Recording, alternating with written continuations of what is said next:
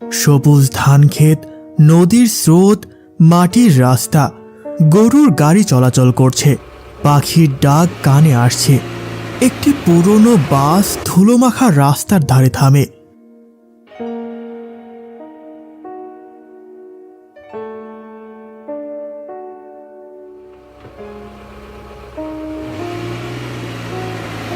ভেতর থেকে অর্জুন নেমে আসে। তার বয়স ৩০। এক হাতে একটি ব্যাগ, আরেক হাতে একটি পুরনো নোটবুক। সে গভীর মনোযোগে চারপাশের পরিবেশ লক্ষ্য করছে। গ্রামের স্থানীয় মানুষজন তার দিকে তাকিয়ে থাকে। কেউ কেউ ফিসফিস করে কথা বলে।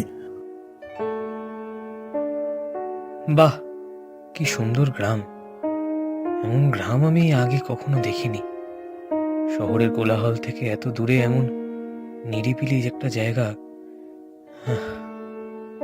কিন্তু কেন যেন মনে হচ্ছে এই গ্রামে আসার পেছনে আমার কোনো বিশেষ একটা উদ্দেশ্য আছে। অর্জুন একটু অস্বস্তি বোধ করলেও চুপচাপ হাঁটতে থাকে। ঠিক তখনই বৃদ্ধ গোপাল তার দিকে এগিয়ে আসে। নতুন মানুষ, তা এখানে কি জন্য এলে বাবা? আমি লেখক, পুরনো গল্প আর রহস্য নিয়ে কাজ করি। শুনেছি আপনাদের গ্রামে জমিদার বাড়ির কাহিনী খুবই বিখ্যাত, তাই কিছু তথ্য সংগ্রহ করতে এসেছি আর কি। জমিদার বাড়ির গল্প? হ্যাঁ, সেই গল্প শুনলে মানুষ রাতে ঘুমোতে পারে না। সাবধানে থেকো বাবা, আর সব গল্প শোনা কিন্তু ভালো নয়। গোপাল ধীর পায়ে চলে যায়। অর্জুনের মনে একটু সন্দেহ জাগে, কিন্তু সে গ্রামটি ঘুরে দেখতে শুরু করে। মাটির রাস্তা ধরে হাঁটতে হাঁটতে সে গ্রামের সৌন্দর্যে মুগ্ধ হয়ে যায়। অর্জুন একটি পুরনো মাটির কুঠিরে ওঠে। রাত ঘনিয়ে আসে। ঝিঝি পোকার শব্দে চারপাশ ভরে যায়। চারিদিকে নিস্তব্ধতা।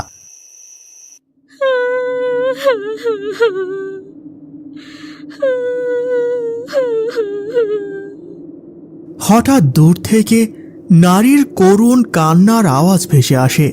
এই আওয়াজটা, এ তো করুণ কান্না। এত করুণ কান্না, কে কাঁদছে এত রাতে? সে দ্রুততে জানালার কাছে গিয়ে বাহিরে তাকায়। জমিদার বাড়ির দিক থেকে হালকা ঝলকানি আলো দেখা যায়। দূরে কোনো ছায়ামূর্তি নাড়াচাড়া করছে।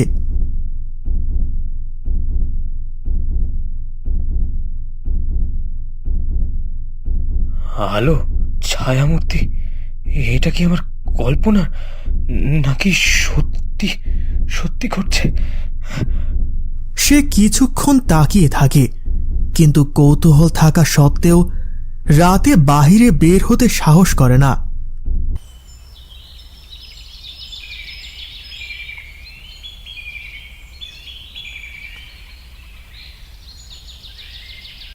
পরদিন সকালে অর্জুন গ্রামের মাঝখানে বিশাল বটগাছের নিচে বসে গোপালের সঙ্গে কথা বলছে। আশপাশে কয়েকজন কৌতূহলী গ্রামের মানুষ তাদের কথোপকথন শুনছে। কাল রাতে ওই জমিদার বাড়ির দিকে কিছু অদ্ভুত দেখলাম, একটা আলো আর একটা ছায়ামূর্তি। আচ্ছা, এটা কি কোনো মানুষের কাজ? ওটা তোমার কল্পনা নয় বাবা, জমিদার বাড়ি অভিশপ্ত জায়গা। অভিশপ্ত? কেন? মানে কিসের জন্য? গোপাল ধীরে ধীরে তার গল্প শুরু করে। অনেক দিন আগে এই গ্রামের জমিদার খুব ক্ষমতাবান আর নিষ্ঠুর মানুষ ছিল। তার একমাত্র মেয়ে ছিল মাধবী। সে ছিল দারুণ সুন্দর, শান্ত মনের মানুষ। কিন্তু জমিদারের লোভ তার জীবনকে ধ্বংস করেছে।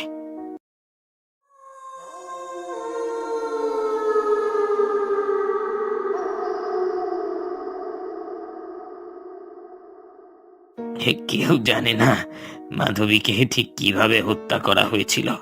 তবে তবে শোনা যায় তার আত্মা এখানে ঘুরে বেড়ায়, বিশেষ করে ওই জমিদার বাড়ির কাছে। তার কান্নার শব্দ এখনো শোনা যায় বাবা। অর্জুনের মনে কৌতূহল আরো বেড়ে যায়। এই গল্পের সত্যতা জানতেই আমি এখানে এসেছি।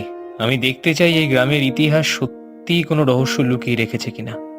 তুমি কি জানো যে এই ঘটনাকে তুমি অভিশাপ কাটানোর চেষ্টা করলে অনেক বিপদ আসতে পারে?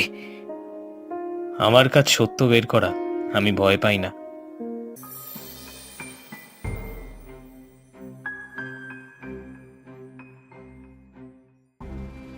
অর্জুন সাহস করে একা জমিদার বাড়ির দিকে রওনা দেয়। বাড়িটি ভাঙাচোরা, দেয়ালে শ্যাওলা জমে গেছে, বাতাসে অদ্ভুত গন্ধ।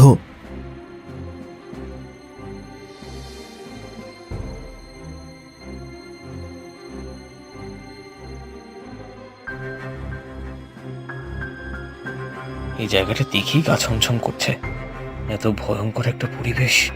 তবে আমাকে এখানে আসতে হবে। সে চারপাশে তাকিয়ে দেখতে থাকে। এক কোণে ভাঙা দরজা, দেওয়ালে রক্তের মতো দাগ। তখনই আয়নার সামনে ছায়া মূর্তির মতো কিছু দেখতে পায়। আমাকে মুক্তি দাও। কে তুমি? আমি তোমাকে কিভাবে সাহায্য করতে পারি? আত্মা মিলিয়ে যায়। অর্জুন হতবাক হয়ে দাঁড়িয়ে থাকে। এরপর সে ঘরের এক কোণে একটি পুরনো ট্রাঙ্ক দেখতে পায়। ভেতরে জমিদারের নৃশংসতার কিছু পুরনো দলিল। সে সেগুলো নিজের কাছে রাখে।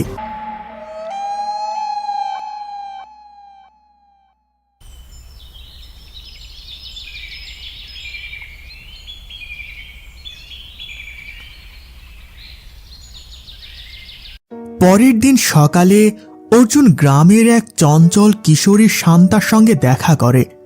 শান্তা তার ঠাকুমার কাছ থেকে শোনা কিছু রহস্য শেয়ার করে। আপনি জমিদার বাড়ি গিয়েছেন? আমার ঠাকুরমা বলেন ওখানে মাধবীর আত্মা আটকে আছে। আপনি তার কান্না শুনেছেন? হ্যাঁ, কিন্তু আমি জানি না তাকে মুক্তি দেওয়ার কি উপায়। ঠাকুরমার কাছে কিছু পুরনো নথি আছে, সেগুলোতে নাকি মাধবীর মৃত্যুর সত্য লুকিয়ে আছে। আমি আপনাকে ওগুলো এনে দিতে পারি। শান্তা তাকে একটি পুরনো মানচিত্র দেয়, যেখানে জমিদার বাড়ির গোপন কুঠুরির অবস্থান চিহ্নিত। বাহ, তুমি তো খুব সাহসী মেয়ে। এই মানচিত্রটা কাজে লাগবে। অর্জুন নিজের মনে নতুন করে সাহস সঞ্চয় করে। মনে হয় সে সত্যের খুব কাছাকাছি পৌঁছে গেছে। গ্রামের মোড়ল ধনঞ্জয় চক্রবর্তী অর্জুনের কাজ সম্পর্কে জানতে পারে। সে অর্জুনের সামনে এসে দাঁড়ায়। তার চোখে রাগ আর ভয় মিশে আছে।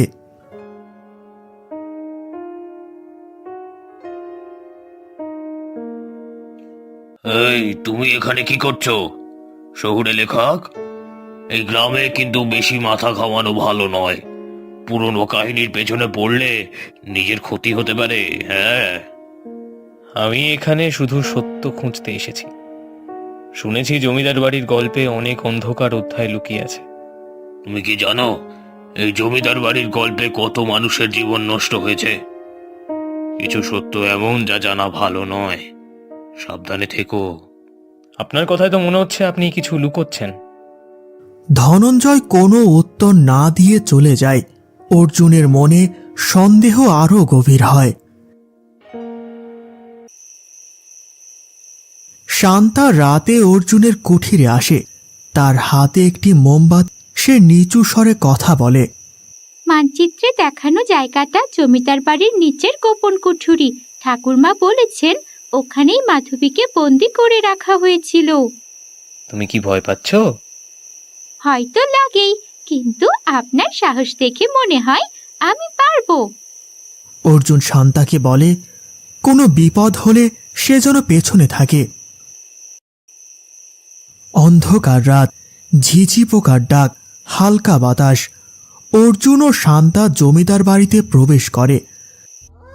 ভাঙা দরজার ফাঁক দিয়ে তারা ভেতরে ঢুকে। বাড়ির ভেতর পুরনো কাঠের মেঝে কড়কড় শব্দ করে। এই জায়গাটা খুব ভয়ঙ্কর, যেন সবকিছু দেখছে আমাদের। দেখো, আমরা এখানে সত্য খুঁজতে এসেছি। ভয় পেলে কিন্তু কিছুই করতে পারবো না। তারা মানচিত্র দেখে একটি সরু করিডোরে পৌঁছায়। দরজা খুলতেই ভেতরে একটি সরু সিঁড়ি নেমে গেছে মাটির নিচে। কুঠুরির ভেতর ধুলো আর পচা গন্ধ, দেওয়ালে আগুনের দাগ, এক কোণে একটি কাঠের টেবিল, তার ওপরে কিছু পুরনো নথি। তারা ধীরে ধীরে এগিয়ে যায়। এটা কি সেই গোপন কুঠুরি? এই জায়গাটা যেন মাধবীর শ্বাসের গন্ধে ভরা। তুমি ঠিকই বলেছ, এখানে তার উপস্থিতি আমি অনুভব করতে পারছি। অর্জুন নথিগুলো দেখে। সেগুলোর মধ্যে জমিদারের অত্যাচারের বিবরণ লেখা আছে। একজন প্রতাপশালী জমিদার কিভাবে নিজের মেয়েকে লোভের বলি বানিয়েছে তা উঠে এসেছে। এটা কি মাধবীর লেখা? এক ঝলক বাতাসে মোমবাতি নিভে যায়, চারপাশ ঘন অন্ধকারে ঢেকে যায়। হঠাৎ করেই মাধবীর আত্মা আবির্ভূত হয়।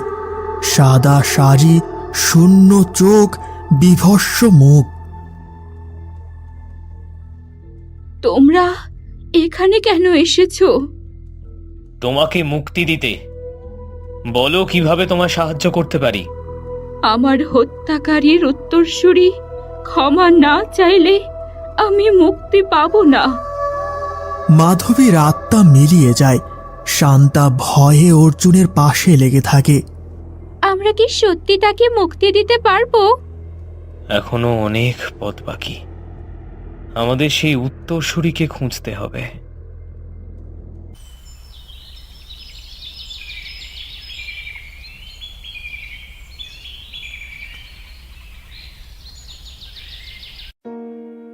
পরের দিন সকালে অর্জুন আবার ধনঞ্জয়ের কাছে যায়। এবার তার হাতে রয়েছে জমিদারের নথি এবং মাধবীর চিঠি। তোমার পূর্বপুরুষের পাপের ফল ভোগ করছে গোটা গ্রাম। এই নথিগুলো তার প্রমাণ। মাধবী মুক্তি পেতে চায়, আর তার জন্য তোমায় ক্ষমা চাইতে হবে। তুমি কি মনে করো এই বাজে গল্পে আমি বিশ্বাস করব? আমি কিছু করব না। তুমি জানো এই অভিশাপের ফলে কত মানুষ ক্ষতিগ্রস্ত হয়েছে গ্রামে? তোমার দাদার লোভের মূল্য আজ গোটা গ্রাম দিচ্ছে। মাধবীর মুক্তি ছাড়া এই অভিশাপের শেষ হবে না কিন্তু ধনঞ্জয়। ধনঞ্জয় কিছুক্ষণ চুপ থাকে। তার চোখে দ্বিধা। সে বুঝতে পারে অর্জুন সত্যি বলছে, কিন্তু তার মধ্যে লজ্জা আর রাগ মিশে আছে। তোমার সাহস দেখছি তো অনেক। আমি যদি কিছু না করি তুমি কি করবে?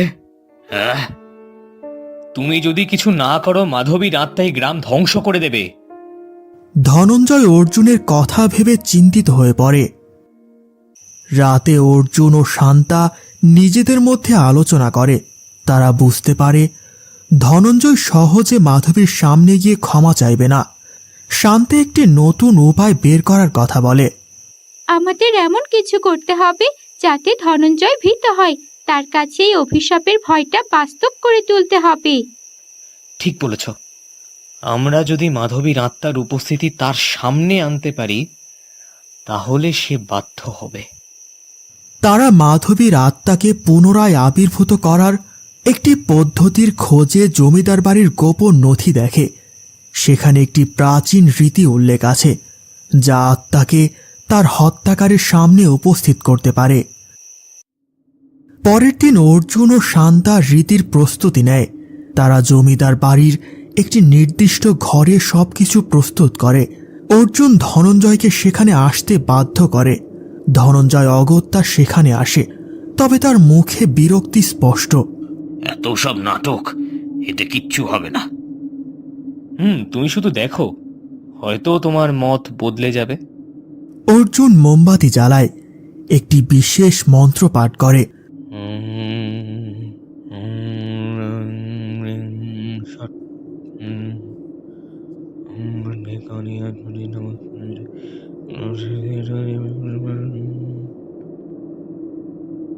বাতাস ভারী হয়ে ওঠে।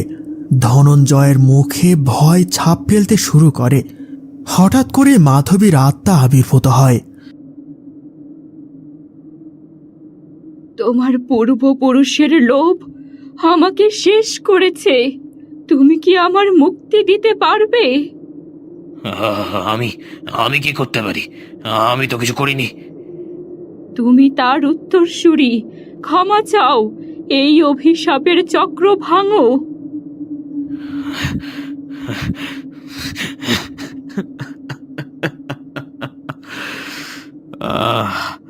আমি দুঃখিত। আমার পূর্বপুরুষের ভুলের ক্ষমা আমি চাচ্ছি। মাধবী, তুমি শান্তি পাও। মাধবীর আত্মা শান্ত হয়ে যায়, তার মুখে এবার হাসি ফুটে ওঠে। তারপর সে মিলিয়ে যায়।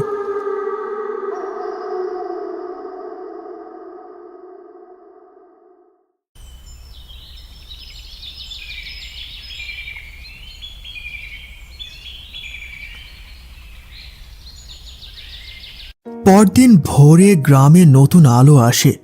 গ্রামের মানুষজন হাসি খুশি। প্রকৃতি যেন নতুন করে সজীব হয়ে উঠেছে। অর্জুন তার জিনিসপত্র গুছিয়ে বের হয়। শান্তা তাকে বিদায় জানায়। আপনার জন্যই গ্রামটা মুক্তি পেল। আমরা আপনাকে কখনো ভুলবো না। আমি শুধু আমার দায়িত্ব পালন করেছি। সত্য কখনো চাপা পড়ে থাকতে তো পারে না। এলাম।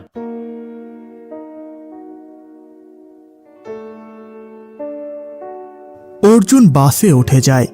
গ্রামের মানুষ তাকিয়ে থাকে। দূর থেকে মাধবীর মুখের এক ঝলক দেখা যায়।